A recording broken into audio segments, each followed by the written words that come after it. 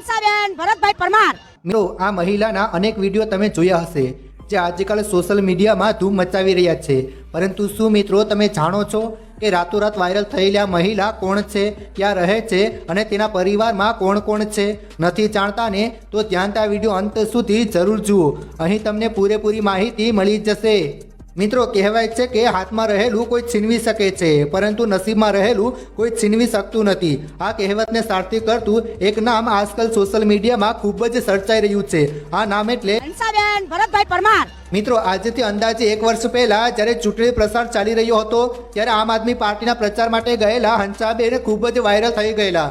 ત્યારે તો લોકોએ એમના શબ્દોને ખૂબ જ હસી મજાકમાં લીધેલા અને એમના પર ઘણા વિડીયો બનાવેલા, પરંતુ હાલમાં એમના શબ્દો ખૂબ જ ટ્રેન્ડિંગમાં ચાલી રહ્યા છે। મિત્રો તમને જણાવી દઈએ કે હંસાબેન રાજકોટના મવડી ફાયર બ્રિગેડ વિસ્તારના રહેવાસી છે અને ખૂબ જ મધ્યમ પરિવારમાંથી આવે છે। ઘરકામ કરીને પોતાનું ઘર ચલાવે છે। એમના પરિવારમાં એમના 2 દીકરા અને 2 દીકરીઓ છે। દીકરીઓ હાલ સાસરે છે અને પોતાના 2 દીકરાઓ સાથે જીવન પસાર કરી રહી છે। સોશિયલ મીડિયામાં વાયરલ થયા પછી અચાનક કોઈએ એમના દીકરાના વિડીયો બતાવ્યો ત્યારે પહેલાં તો તેઓને ખૂબ જ દુઃખ થયું કે એમના મમ્મીના કોઈ આવા ખરાબ રીતે રોસ્ટિંગ વિડીયો બનાવે છે અને એમની આટલી મજાક ઉડાવે છે।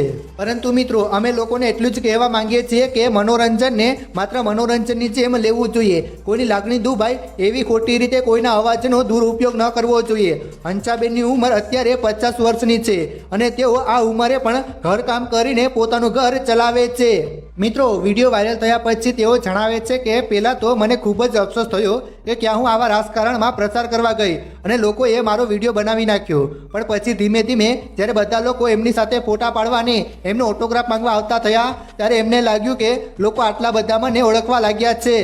દ્વારકાની ઘટના વિશે પણ હંસાબેને ખુલ્લીને વાત કરી હતી કે અમે ત્યાં ગયા પણ કંઈ જમવાની સરખી વ્યવસ્થા ન હતી, કાચા પાકા દાળ ભાત ખાઈને અમારે પાછું આવવું પડ્યું હતું। ઘણા ન્યૂઝ ચેનલવાળા એમનું ઇન્ટરવ્યૂ કરવાની પણ માંગ કરી ત્યારે તેઓએ બધાને ચોખ્ખા શબ્દોમાં ના પાડી દીધી, કેમ કે આજે ના માત્ર ગુજરાત પરંતુ ભારતના ઘરે ઘરમાં હંસાબેનનું નામ ગુંજી રહ્યું છે।